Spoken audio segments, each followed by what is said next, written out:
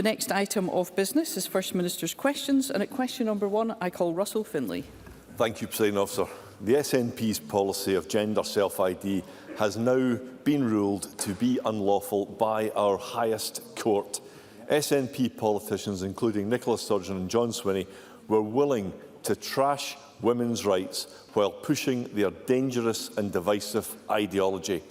Common sense and a basic respect for biological truth have now prevailed thanks to the incredible Scottish women who would not wheesht.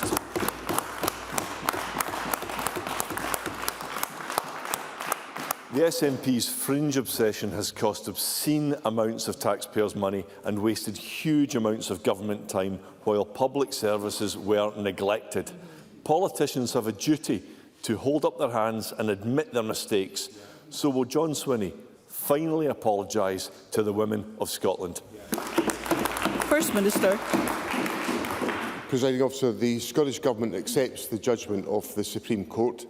The Supreme Court ruled that women in the Equality Act 2010 is defined by biological sex, and the Government accepts that ruling. I also accept that the Court emphasised that this decision does not reduce trans people's protections from discrimination, whether or not they have a gender recognition certificate. The Equality Act expressly prohibits discrimination and harassment against trans people, and it's not necessary to have a GRC in order to be protected. I believe the vast majority of people in Scotland want to live in a country that is respectful, compassionate and caring, and I'm committed to protecting the rights of all, and that will guide all of my actions as First Minister. Russell Finlay. For John Swinney, it seems that sorry really is the hardest word to say. And we know why, because he's not sorry. The SNP still believes in gender self-ID. 2 months ago, John Swinney said that he accepts that trans women are women. Yesterday, he dodged the same question and he said there will be plenty of opportunities for that. Well, here's his opportunity. Are trans women women? The court ruling makes this clear, and as a result, Scotland's public bodies must now abandon SNP gender policies and respect the rule of law. For the country to move on and for trust to be rebuilt, it's important for the Government to accept accountability and to own its mistakes. So will John Swinney at least now admit that he got this so very wrong? First Minister. Presiding Officer, as the Supreme Court judgment narrates, there is a complex reconciliation of 2 pieces of legislation that the Scottish Government is obliged to work within. And those are the Gender Recognition Act 2004 and the Equality Act 2010. Now, I remind Russell Finlay that on 2 occasions, the Scottish Government's legislation that was passed in 2018, which was the subject of the legal challenge, was supported by decisions taken in courts in Scotland. Now, that was not the case in the Supreme Court judgment, and I accept unreservedly the Supreme Court judgment. As Mr Finlay knows, I am a believer in the rule of law. Therefore, the Government will take the steps. As the Social Justice Secretary set out to Parliament on Tuesday to make sure that all of the regulatory changes that are required to be made in the light of the decision of the Supreme Court are made, and we will draw, as we did on the previous guidance, on the input of the Equalities and Human Rights Commission, as the Government is obliged to do, given they are the regulators of the Equality Act 2010. Russell Finlay. We spent years telling the SNP to drop this nonsense and get back to the day job. They refused to listen. They were absolutely obsessed. Now John Swinney doesn't want to talk about it because mainstream Scotland has turned against him. And the harms caused by gender self-ID are real. Female prisoners were the first target of SNP gender ideology. And today, a prison officer told me that staff still face disciplinary action if they call male sex offenders identifying as female he or him. Now, following the scandal of a rapist in a women's prison, there are still male prisoners in the female estate, and that's despite last week's seismic court ruling. So will John Swinney now instruct the Scottish Prison Service to ensure male prisoners do their time in men's prisons? First Minister. As the Government has set out to Parliament already, we are considering the details of the Supreme Court judgment, taking the necessary advice from the Equalities and Human Rights Commission about the application of that advice, and that will have a bearing on the judgments that are made in relation to public services. And I will expect, as is, I think, well established in our politics and our discourse, all public bodies, including the Scottish Prison Service, to operate on that basis and within the law. Russell Finlay. That's just a typically weak and evasive response. The SNP's focus on radical gender ideology hasn't just impacted in prisons, it has damaged trust in politics. It showed Holyrood had lost the plot and Nicola Sturgeon was detached from reality. John Swinney has got a chance to be his own man and go a different way from his closest ally, who isn't even showing up at work anymore. He could guarantee all public bodies will have new and lawful policies to respect women's rights in place by summer. He could be honest and admit that trans women are not women. He could hold his hands up and apologise fully and sincerely. John Swinney could ditch Nicola Sturgeon's toxic legacy once and for all. Will he now take the chance to finally bring to the end the era of divisive gender politics? First Minister.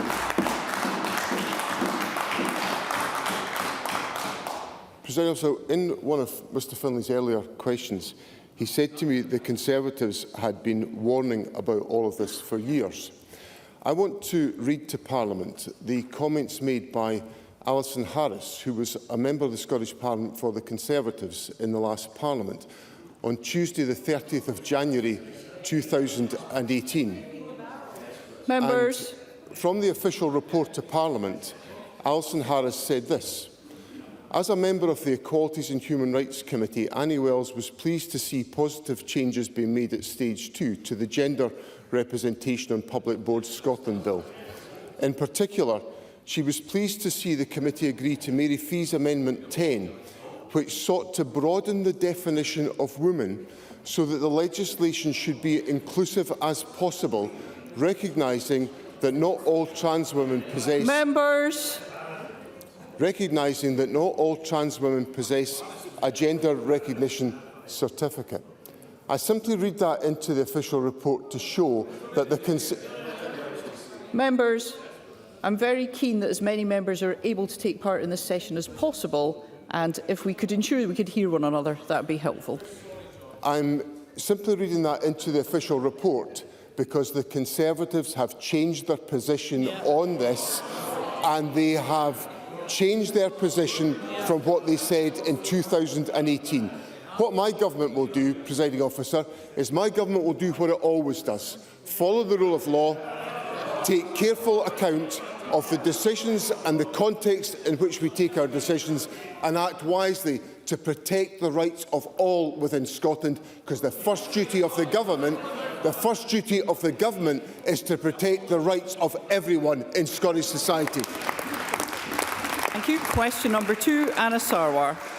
Presiding Officer, yesterday I joined political leaders, faith leaders and charities at the Summit Against Polarisation and Disenfranchisement. And as I warned at the summit, this cannot look like some kind of Scottish establishment talking to itself, distant from the realities facing Scots. But as I feared, what was missing was any reflection on SNP government failure and how that drives people to divisive politics. So why does John Swinney not recognise that to tackle division and polarisation, we need a Scottish Government that actually delivers for the people? First Minister. Well, that's what the people of Scotland have got, because in a whole variety of different areas, this government is delivering for the people of Scotland. Families in Scotland benefit from having 1,140 hours of early learning and childcare for all 3- and 4-year-olds and for eligible 2-year-olds. We have a rising investment in our housing sector, tackling the housing emergency, building on the fact that we have built more affordable houses per head of population than in other parts of the United Kingdom. We have low unemployment in Scotland today, and we have progress been made in reducing waiting lists and waiting times in the National Health Service. And crucially, on the issue that absolutely matters to me, we in Scotland are seeing falls in child poverty when they are rising in the rest of the United Kingdom. And I fear that the progress we're making in Scotland is going to be damaged by the welfare reforms of the United Kingdom's Labour government. Anna Sarwar. Presiding Officer, that complacency is part of the problem and proves John Swinney does not get it.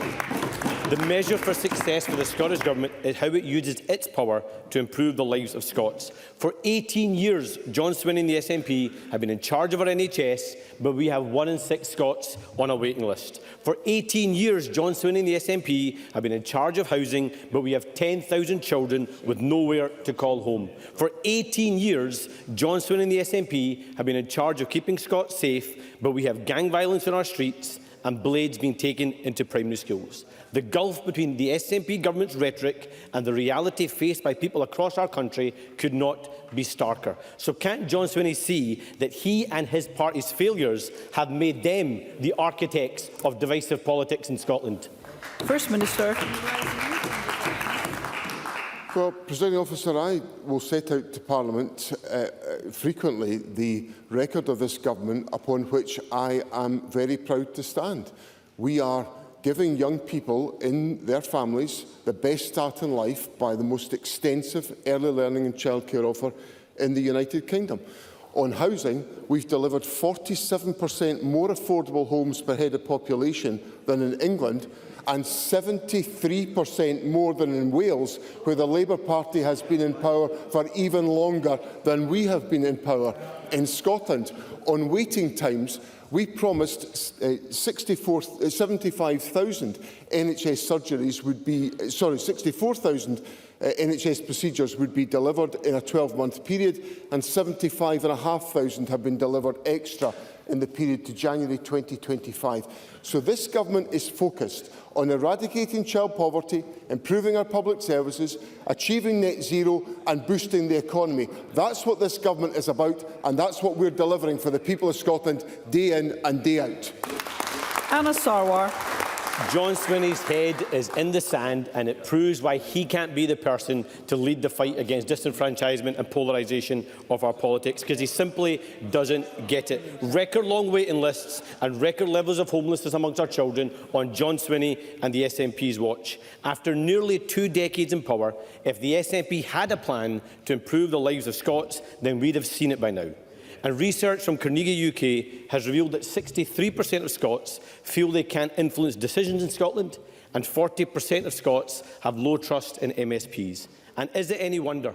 From ferries that don't sail to astronomical levels of waste of public money, this SNP government deliver nothing and tell Scots to be happy about it. Because the fact is the SNP government has lost its way and is out of steam, and they're responsible for divisive politics in our country, so they can't be the ones to sort it. So isn't the truth that we will only tackle division and disengagement if we have a Scottish government that actually serves the people of Scotland, and the only way to deliver that is to remove the SNP from power? First Minister. Well, let's take a moment to see how the last change of government process went in the United Kingdom. And last summer, the Labour government was elected on a commitment to end austerity, to deliver change. And what have the Labour government done? The Labour government have delivered a continuation of austerity. Let's hear one another. A continuation of austerity. And I can't, I cannot believe the Labour Party is comfortable with the fact that their United Kingdom government is going to deliver welfare reforms that will increase poverty levels in the United Kingdom. Now, I invite Parliament to think about that point for just one moment. A Labour government has come into office and poverty is going to rise. That demonstrates there is no point in the Labour Party, because Labour deliver poverty and austerity to the people of Scotland when this SNP government is reducing child poverty in this country. I'll take that to the country and be proud of our record. Question number 3, Alex Cole-Hamilton. Thank you, Presiding Officer. After 4 years of asking, I've finally got the message. I'm pretty sure I know when the Cabinet is next going to meet. Thanks to Jamie Green's principled defection to the Liberal Democrats, I need never trouble the First Minister with that question ever again. Presiding Officer, there is a crisis in teacher training. Over the last 3 years, the Scottish Government has aimed to recruit 750 maths teachers, to train 750 maths teachers. In reality, it has missed that target by a country mile, training only a third of the maths teachers that Scotland needs. So can I ask the First Minister, what is going wrong? First Minister. First of all, can I say that I'm glad I've been relieved of the burden of trying to remember when the Cabinet meets on a weekly basis. So, I welcome Jamie Green to his position on the Liberal Democrat benches. I'm not at all surprised to see him over there. He looked decidedly uncomfortable over there for an awful long time, like many others, I dare say. On the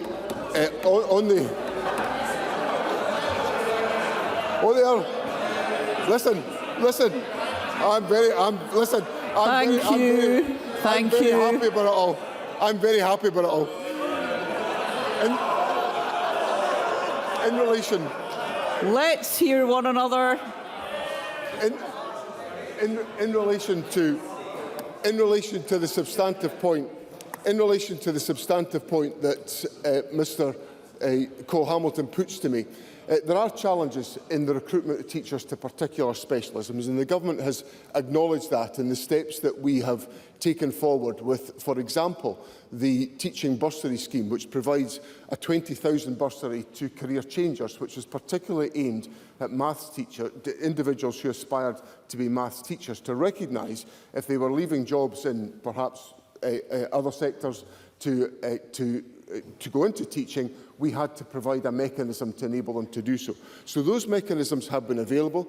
The Government provides over £186 million to support the recruitment and retention of teachers to ensure that we reach 2023 levels in our local authority employment of teachers. So the Government is working in partnership with local authorities to ensure that we can achieve that objective. Alex Cole-Hamilton.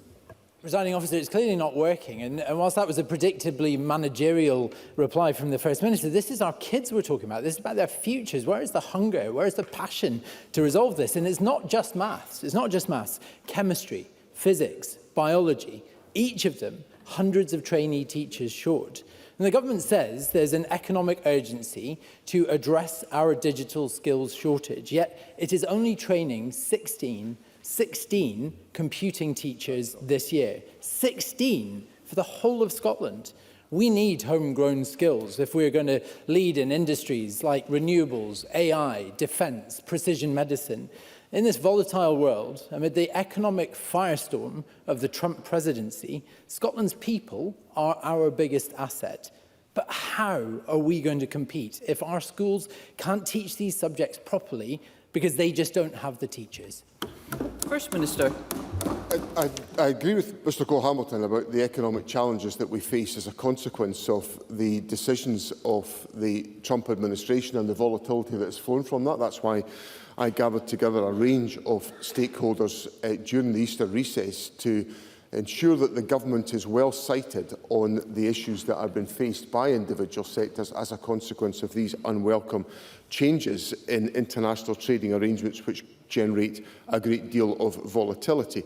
What we will do is, in relation to the points on education, is work with our local authority partners to increase teacher numbers. We gave that was one of the central commitments in the budget process that we negotiated with our local authority colleagues. The Government has delivered its side of the bargain in relation to financial support to local authorities, and I look to local authorities to recruit. There is, of course, cooperation through the Strategic Board for Teacher Education, which explores all the issues about recruitment and addresses some of the challenges, which is where the bursary scheme came from as a consequence of practical endeavour by the Government to address these issues. So I assure Mr Cole-Hamilton there is no lack of energy within Government to ensure that our schools are well supported with the recruitment of teachers to meet the needs of children and young people in Scotland today. Question number 4, Christine Graham. Thank you very much, Presiding Officer. to ask the First Minister, in light of the reported issues arising from proposed rural nursery closures or mothballing, including the potential impact on the sustainability of rural communities and the operation of primary schools, whether the Scottish Government will review the relevant legislation and the guidance on criteria for protecting rural primary schools. First Minister. Presiding Officer, the Scottish Government recognises the vital role rural schools and early years provision play in sustaining local communities. Responsibility for decisions about local provisions rests with local authorities. Any closure, temporary or permanent, should be considered in consultation with local communities. We are reviewing guidance on mothballing to provide greater clarity on whether it is an appropriate action to take. This will ensure local decisions are based on effective engagement with the community and better reflect the needs of rural families and help maintain access to early learning in these communities. Christine Graham. I thank the First Minister for his answer, because across Scotland and indeed in the Scottish borders, 7 rural nurseries are threatened with so-called mothballing. Many are physically attached to the primaries, such as Charnelkirk and Walkerburn in my constituency, just through a doorway, so school and nursery are actually as one. Children have the same teacher, head teacher, share meal times with the primary pupils, so transition and integration is simply not an issue. They just move next door. So it's my belief, for educational and social reasons, as well as sustaining that primary school and the wider community, in these circumstances, these particular nurseries require added protection. So I'm pleased to hear what the First Minister says, and in the review of the guidance, will he consider, given what I've said, additional criteria for retaining nurseries, which actually form part of the school? First Minister. I think Christine Graham makes an absolutely compelling argument, because at the heart of the reforms on early learning and childcare, the Government has been working with our local authority partners to ensure that young people are able to get the best start to their early years education, and that has a natural progression into the school, in which particularly in many schools in primary 1 and in some schools in primary 2, there will still be a play-based curriculum which has been the foundation of the early years experience for 3- and 4-year-olds and for some 2-year-olds. So that structural point that Christine Graham makes about the school is also a structural point about the curriculum as well, and the approach that we take to getting young people the best start in life. So we will reflect on the points that Christine Graham has made, because I think they are substantive considerations in making sure that we have that provision available in all communities within Scotland, which is what the Government is funding by the local authority settlement that we put in place. Stephen Kerr. And on the subject of the closure of rural primary schools, during the consultation process on the proposed closure of Blackness Primary School, parents accused Falkirk Council of deliberately spreading misleading information and, worse still, frightening the children in the school by telling them that their school was going to close. So would the First Minister agree with me that the Scottish Government must now step in to properly investigate how this consultation was conducted and ensure that the voices of parents and families are not just heard, but respected? First Minister. Providing Officer, there are very strict elements of legislation in place around any question of a rural school closure, and that has to be followed assiduously as part of the statutory process. Now, if Mr Kerr wishes to write to the Education Secretary with the points that he's raising in detail about the situation at Blackness School, that will be considered by the Government. I would remind Mr Kerr that local authorities are independent bodies. The Government does not control local authorities. It is for local authorities to come to their own decisions, but they must operate within the statutory provision that Parliament has determined on this question. Thank you. Question number 5, Pam Gossel. Thank you, Presiding Officer. To ask the First Minister what impact the Scottish Government anticipates that the Supreme Court judgment regarding For Women Scotland Limited versus the Scottish Minister will have on the implementation of the public sector equality duty in Scotland. First Minister. President Officer, the Scottish Government accepts the Supreme Court's judgment. This Government is committed to protecting everyone's rights, including through effective implementation of the public sector equality duty.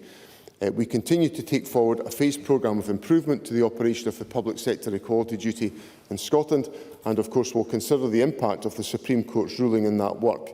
The Cabinet Secretaries for Health and Social Care and Social Justice will meet with the Equality and Human Rights Commission later today and will be seeking an update on timing of their revised guidance, which is essential to fulfilling the statutory underpinnings of the approach that we take. Pam Gossel.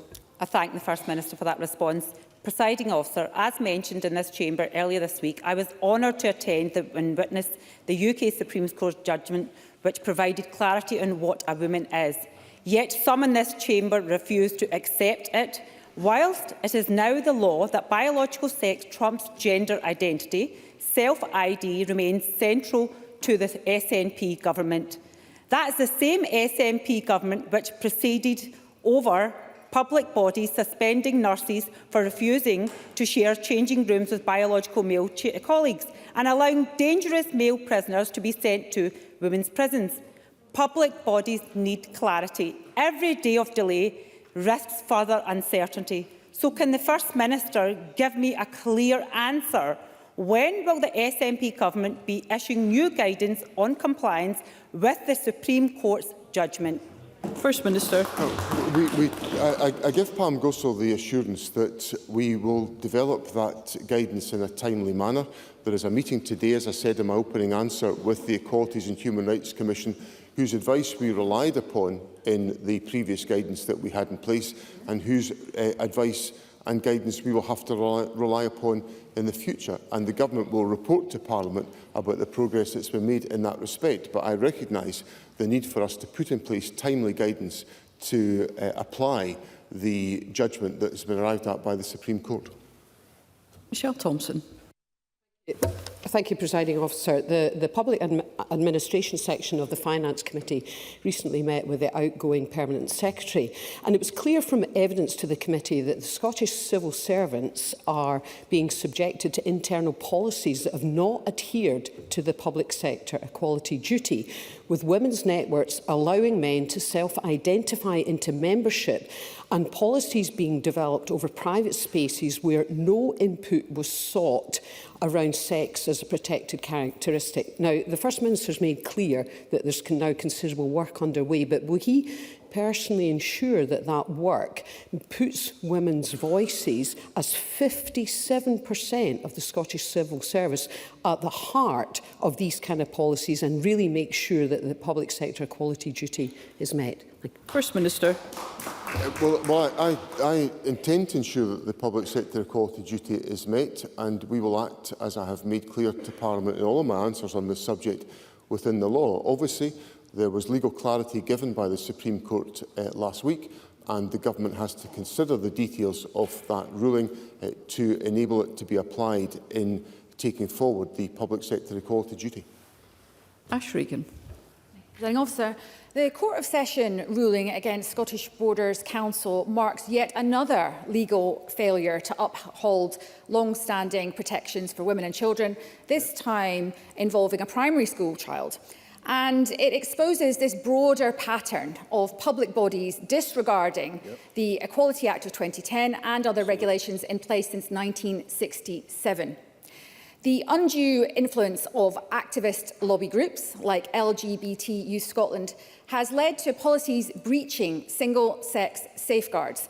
All such policies must now be withdrawn.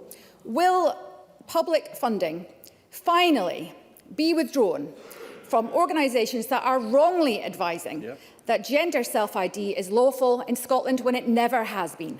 First Minister. Presiding Officer, throughout this whole discussion, I've made clear that the rule of law must be the central consideration of the actions of government. And that is what we will take forward in all of our judgments. I'm aware of the judicial review decision that was announced by the Court of Session yesterday in relation to Scottish Borders Council. That is not a judgment that involves the government, it involves Scottish Borders Council.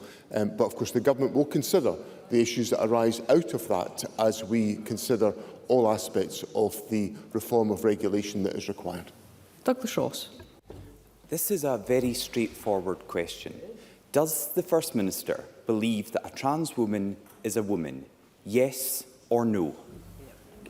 First Minister. I've set out that the Scottish Government accepts the judgment of the Supreme Court, which ruled which ruled that a woman in the Equality Act 2010 is defined by biological sex. Thank you. Question number 6, Ariane Burgess. Thank you, Presiding Officer. To ask the First Minister whether he will provide an update on when the Scottish Government expects to respond to the Loch Long Salmon Farm planning application. First Minister. Presiding Officer, the Scottish Government is giving full and proper consideration to this appeal, and every effort has been made to issue a decision as soon as possible. It would, of course, not be appropriate for me to say any more in relation to what is a live planning case. Ariane Burgess. The industrial salmon farm development proposed for Loch Long will scar the lost coastline and harm its wildlife. It's been opposed by the community, the local planning authority and even the industry. But we've now been waiting over a year for the government's response after the application was called in. First Minister, more than 4,000 people have written to the government asking it to protect Loch Long from this damaging development. Will the First Minister personally assure that my constituents' voices are listened to? First Minister. Presiding Officer, as I indicated in my earlier answer, I cannot go into details on the handling of a live planning appeal. What I will say is that all relevant information will be considered by ministers in coming to a determination on this issue, and that will be that determination will be arrived at as soon as it's practically possible to do so. Beatrice Wishart. Thank you, Presiding Officer. It's been more than a year since the Loch Long Salmon semi-closed containment project was called in for a decision by the Scottish Government. This length of wait for a decision from ministers could discourage investment in Scotland. It's now over a month since I last raised this in the Chamber, with no update since. Does the First Minister acknowledge that long waits for planning decisions are bad for business? First Minister. I certainly want to make sure that we take decisions as efficiently and as swiftly as we possibly can do, but I also have to make sure that the Government has adequate space and opportunity to consider all of the issues that are involved, and I'm quite sure Beatrice Wishart would understand the significance of that point. So the Government, beyond indicating that the issue is under consideration, there is little more I can say given this is a live planning application. But I understand the importance of the point that Beatrice Wishart puts to me and the importance of early decision making where practical. Thank you. We move to general constituency questions, and I call Marie McNair. Thank you, Presiding Officer. Pension age disability payment is opening for applications across the whole of Scotland this week, replacing the UK Government's attendance allowance. Can the First Minister advise what steps the Scottish Government are taking to ensure that older people who are disabled, terminally ill or have care needs in my constituency get the money they need to help them look after themselves, stay safe and live with dignity? First Minister. Sir, I'm very pleased to confirm to Parliament that Pension Aid Disability Payment launched on Tuesday. This will pay up to £441 a month extra to disabled people over state pension age. We estimate it will help more than 170,000 disabled people or people living with a long-term health condition who need help looking after themselves or supervision to stay safe. This launch ensures that disabled people of all age groups in Scotland are now able to receive support from a social security system based on dignity, fairness and respect. Those principles were at the heart of the legislation that this Government brought to Parliament, and I'm very pleased that we continue to apply those principles as we deliver the type of social security system that I think benefits and supports individuals in Scotland who are most in need at this particular moment. Craig Hoy. Constituent Michael Rankin is 12 and suffers from the degenerative condition Duchenne muscular dystrophy. He can still walk with an aid at home, but his mother does not know for how long this will continue. The First Minister will be aware of the efforts of Scottish parents seeking access to the drug Givinostat, which is used to treat the condition by holding back the progression of irreversible muscle damage. The drug has now been approved by the MHRA and can be accessed in the NHS through the Early Access Programme. It is now being prescribed in some NHS trusts in England and in Wales, but the Scottish Medicines Consortium is yet to assess its use here. In the meantime, sadly, health boards are not prescribing the drug. First Minister, for these boys, time is muscle. So will he urgently agree to meet with parents, including Nicola Rankin, to learn more about how this drug could be life-changing for boys like Michael? First Minister. I'm grateful to Mr Hoy for raising this important issue, and yesterday, on Tuesday, the Health Secretary met with some of the families who are involved in the efforts that Mr Hoy has drawn to the attention of Parliament. Yesterday, the Health Secretary met with 4 health boards involved in providing services to children with this condition to discuss what is needed to enable delivery of the medicine in a way that is safe, but also ensures fair and equitable access across the country at pace. So there is very active work underway to try to deliver on the expectations of Mr Hoy and his constituents. We are very sympathetic and are trying to get there as fast as we possibly can do. I think the engagement that the Health Secretary has had so far is perhaps sufficient. If there is a need to meet me personally, I will of course be happy to do so, but I assure Mr Hoy that this issue is being advanced with urgency by the Health Secretary. Duncan Glancy. Sir. Thank you, Presiding Officer. This morning I met with families of children with additional support needs, and they have joined us in the gallery today. They've spent years fighting for the support their children need, and they represent thousands of parents across the country whose children are being failed, some of them out of education entirely. And a survey they ran found 97% said education is failing to meet their children's needs. They've engaged in every process, consultation, review and action plan. They've met ministers, responded to calls for evidence and taken their experiences all the way to this Parliament, but still they're being ignored. So can I ask the First Minister, why isn't he listening to the parents? When will he admit the government are failing on ASN? And will he commit today, in front of the families in the gallery, to finally listen to them, take the urgent, properly resourced action their children need and deserve? First Minister. President, I recognise the importance of ensuring that the needs of every child are met within our education system. For some young people with additional support needs, that can be achieved within mainstream education. For others, it is not possible, and those judgments should be made on the needs and the assessed needs of every individual child. And the Government works closely with our local authority partners in delivering on these objectives, with over £1 billion being spent by local authorities in the last financial year on additional support for learning. The Government recognised, however, the significance of the demand for services in its latest budget settlement, and as part of that settlement we specifically agreed an additional £29 million in funding in the draft budget, which is to be allocated through local authorities in response to the legitimate issues that Pam Duncan Glancy puts to me today. So I assure Pam Duncan Glancy and those that she speaks on behalf of today of the importance that we attach to this issue. We are working with local authorities to make sure that the needs of every child are met, and that will continue to be our approach. Jackie Dunbar. Thank you, Presiding Officer. Security analysts have warned that the UK Government plans to build a network of mini nuclear power stations across the country and have failed to adequately assess major security threats to the public. Does the First Minister share these concerns, and does he agree that rather than pursuing plans to invest in costly, slow-to-build and potentially hazardous nuclear power plants, the UK Government should be supporting investment in Scotland's huge renewable energy potential, which is far faster to build, cheaper and safer? First Minister. As Jackie Dunbar and as Parliament will know, the Government does not support energy production from nuclear power, and we believe that the investment that is necessary in our energy networks will be more cost-effective if invested in renewable energy. I'm reminded that Hinkley Point C, which is a new nuclear power station, is now projected to cost up to £46 billion, more than double the original cost estimate.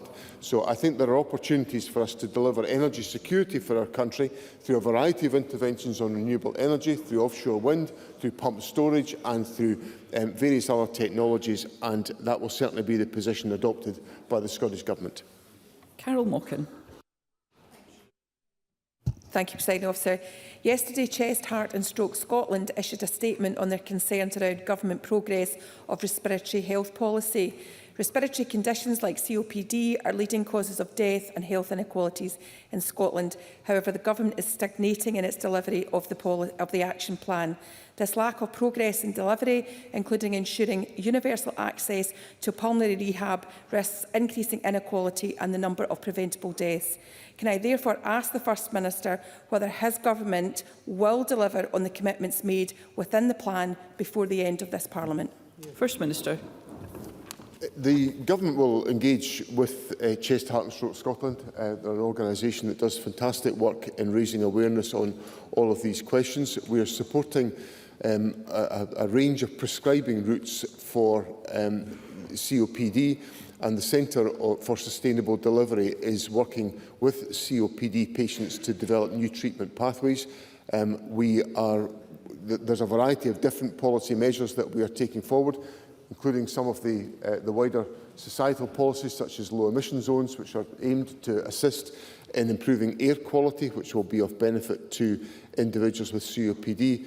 And our Respiratory Care Action Plan sets out how we are working to improve prevention, diagnosis, care, treatment and support. But the Government will, of course, be happy to engage further with Chest, Heart and Stroke Scotland and with patients to determine what further steps we can take. Ros McCall. Thank you, Presiding Officer. First Minister, my constituents, Scott and Olivia Lyne, recently received the heartbreaking news their 1-year-old son Blair has retinoblastoma, which is a rare type of eye cancer that affects young children, roughly about 50 children in the UK each year. Whilst it can be hereditary, it can also affect a child purely by chance. It can't be predicted or prevented, and it simply appears as a squint or a glow in the eye.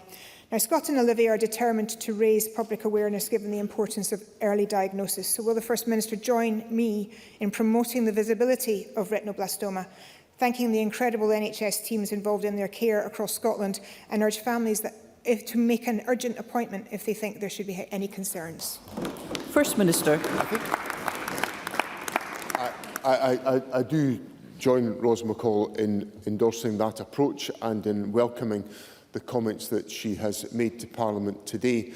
I think the central point that Ros McCall makes about early intervention and early assessment is really important. I think some of the fantastic work that can be done in relation to ophthalmology services is an illustration of early intervention having significant benefits as a consequence. So I very much endorse the points that Ros McCall has made. I wish her and her constituents well. I'm glad to hear that they are being well supported by the National Health Service. I would expect nothing else. And if there are, of course, any issues that arise in the course of their journey, the Health Secretary will be happy to assist in any way that he can. Bill Kidd. Thank you very much, Presiding Officer. First Minister, yesterday the highly thought of Glasgow Disability Alliance issued a stark warning that hundreds of thousands of disabled Scots could lose out from Westminster's brutal welfare cuts. Last night in this Parliament, Scottish Labour MPs voted to support Westminster austerity's cuts to disabled people. Can the First Minister outline how his government is supporting disabled people in my constituency and across Scotland against the backdrop of Labour's accelerated Westminster austerity? First Minister. Well, President, Sir, I'm deeply concerned about the cuts to sickness and disability benefits that have been announced by the United Kingdom Government. Indeed, I referred to them in my earlier answers to Anna Sawar. The changes will push 250,000 people, including 50,000 children, into poverty by the end of this decade, and it will reduce the funding that Scotland receives for devolved disability benefits. So, Parliament had an opportunity yesterday to express its firm opinion on these commitments. The Government, of course, expressed our opposition to the changes. I'm staggered that Scottish Labour MSPs supported the cuts, but that tells us all we need to know, that the Labour Party is in favour of continuing austerity and inflicting damage on the population of Scotland, while this Government will stand to take actions to reduce poverty and support the population in Scotland. Daniel Johnson. The First Minister will have seen reports over Easter recess that Sidara Capital has been given additional time to come forward with an updated bid for the Wood Group. This is concerning for two reasons. First of all, the potential loss of HQ functions and the associated expertise from the Aberdeen headquarters. But secondly, the Wood Group is critical to our ability to deliver engineering in the North Sea, which is vital for our renewables future. It's my understanding that it's pressure on the Wood Group's lenders that have led to this situation. So can I ask, what discussions has the First Minister had directly with the Wood Group about this? And secondly, has either the Scottish Government or its agencies explored the possibility of either financial guarantees or facilities which might ease these short-term pressures and retain this vital Scottish company in Scottish ownership? First Minister. So these are obviously complex corporate decisions that are being arrived at. The Scottish Government will, in all of these circumstances, as we do in case of this type, offer the engagement of the Deputy First Minister and Scottish Enterprise to determine if there are any steps we can take to assist in ensuring that the legitimate points that Mr Johnson puts to me of the importance of retaining headquarters functions and the effectiveness of these organisations within Scotland, and we will engage on that basis. Thank you. That concludes First Minister's questions. The next item of business is a member's business debate in the name of Neil Bibby, and there will now be a short suspension to allow those leaving the public gallery and the chamber to do so.